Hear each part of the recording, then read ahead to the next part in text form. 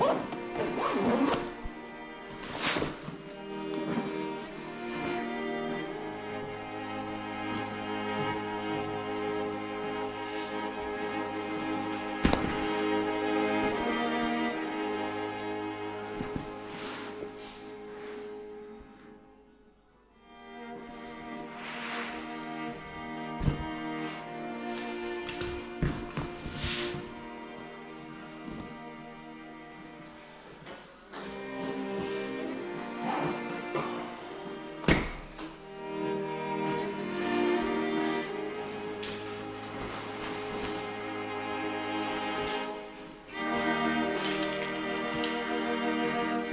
some extent, if you look at it now, it's if you like, if any assignment service was do the laundry or the rest of it, but they at least got 1 square metre a day that they didn't have to cook.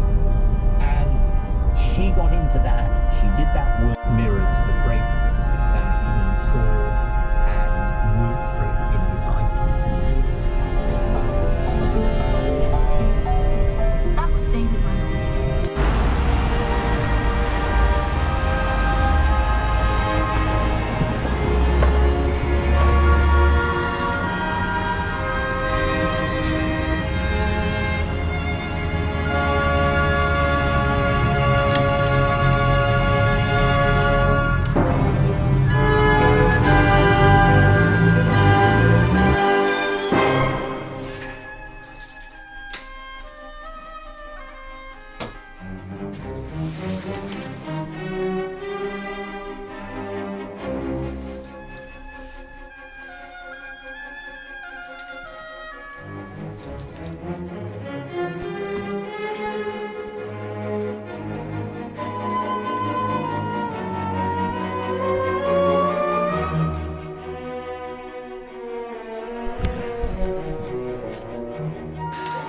So it's 6:15, 6:20 a.m. Monday morning on the 27th of November 2023, and this vlog is just a little bit of an experiment on my behalf. It's just another one of these daily vlog things, or a day in the life thing, vlogs rather.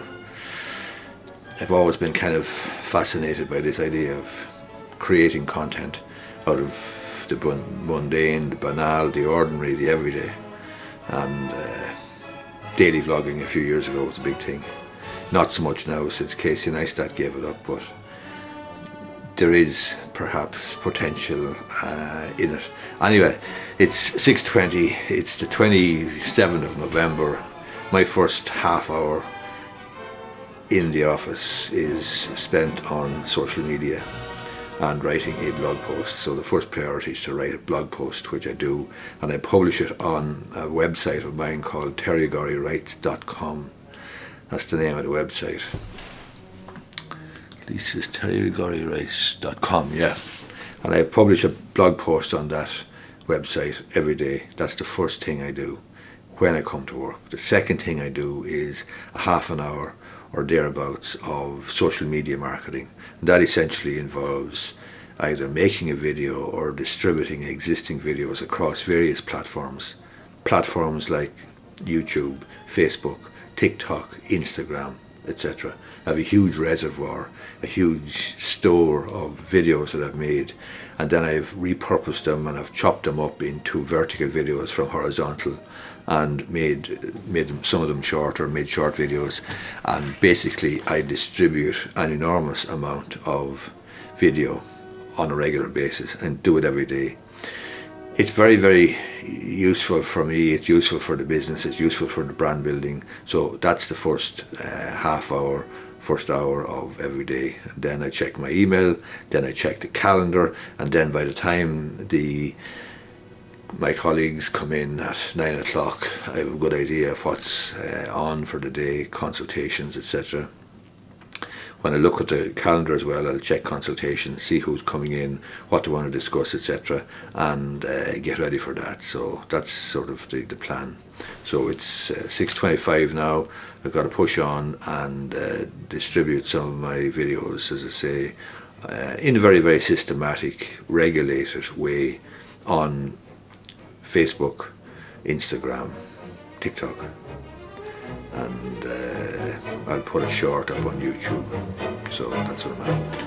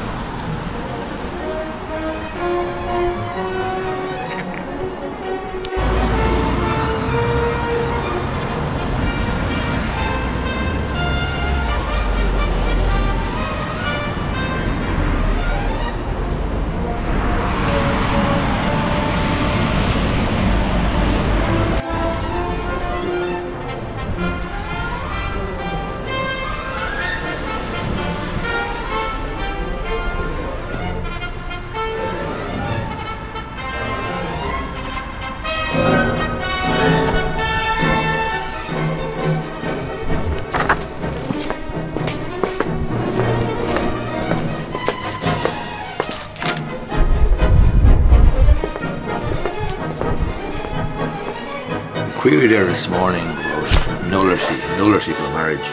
This is actually quite unusual. I haven't had to deal with the nullity of a marriage since I started in practice in 2011. Ordinarily people will go for a divorce, and I'm just actually reading up a little bit on family law in my family law manual here about void and voidable marriages.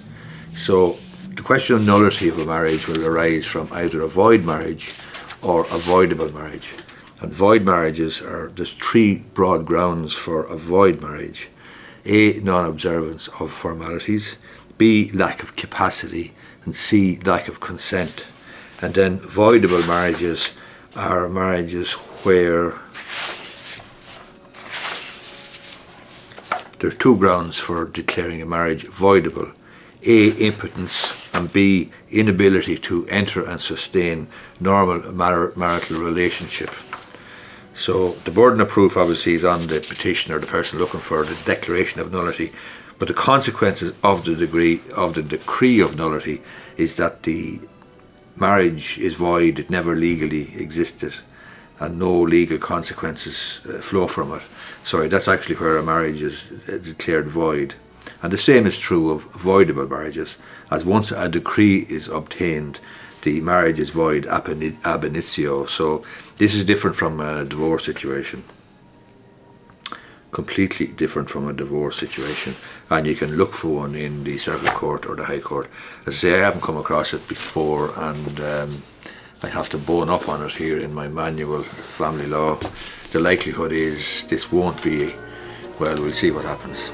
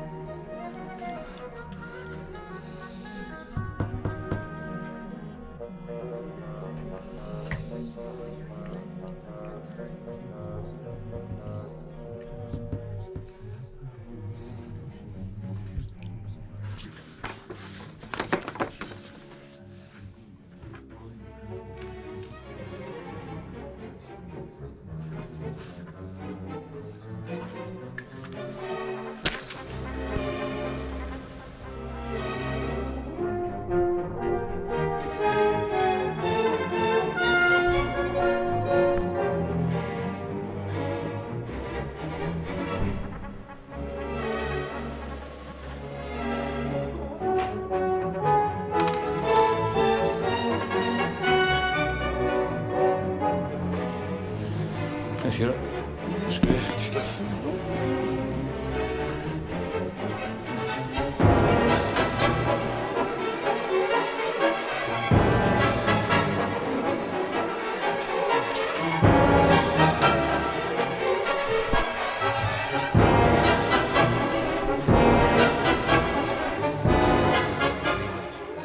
relation to termination of employment, the only thing that's not standard, quite frankly, would be the failure to provide money for a solicitor to advise you. In other words, to get legal advice. Normally that would be provided because it's not so much for you as for them. It gives them protection because you've waived your right to give or to get independent legal advice, or you're confirming here that you've been told that you have the opportunity to. But if they were conservative and prudent employers, they'd insist that you actually get the advice, and in order to do that they'd normally make a provision. It could be anything from $250 plus VAT to $1,000 plus VAT. But anyway, that's what they've done. They're obviously happy enough. But the reason that they would do that always would be to ensure you can.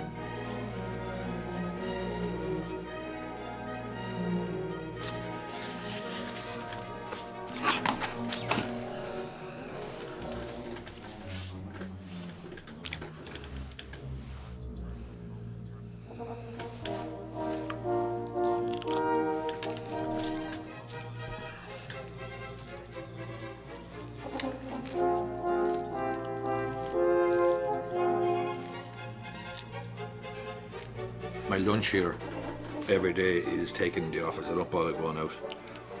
So I have a sandwich and I have 2 satsumas or 2 mandarins or easy peelers or whatever you call them, the oranges, and a cup of tea. That's it. The sandwich is generally fairly substantial, and I make it with my own sourdough bread or brown bread, generally the sourdough bread that I make. So it's a fairly decent sandwich. And as I say, the 2 satsumas or whatever, that's it. Then at 5 o'clock or 4 o'clock when I'm going home or whatever, I have an apple, and then have my dinner later on. So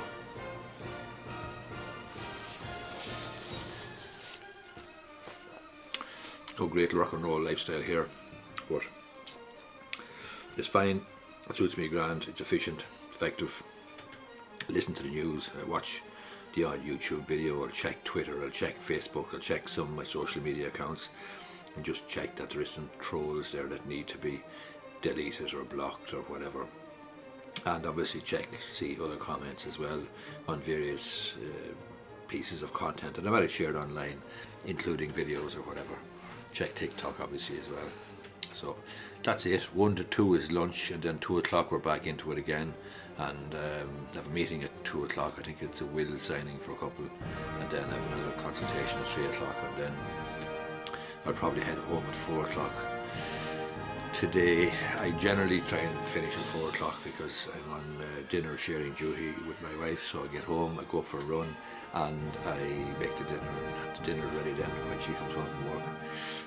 But today I'm off the hook because she's not working today, so today is not one of my days. My days on with the dinner on duty are Tuesday, Wednesday, Thursday. So that's how it works. But I'll leave at 4 o'clock anyway. I'm in here in the office since 6 o'clock this morning. I think 6 o'clock in the morning till 4 o'clock in the afternoon with 1 hour break for lunch is quite enough. I do it 5 days a week, and then I do a bit at the weekend as well. And I'm marketing stuff on the weekend, so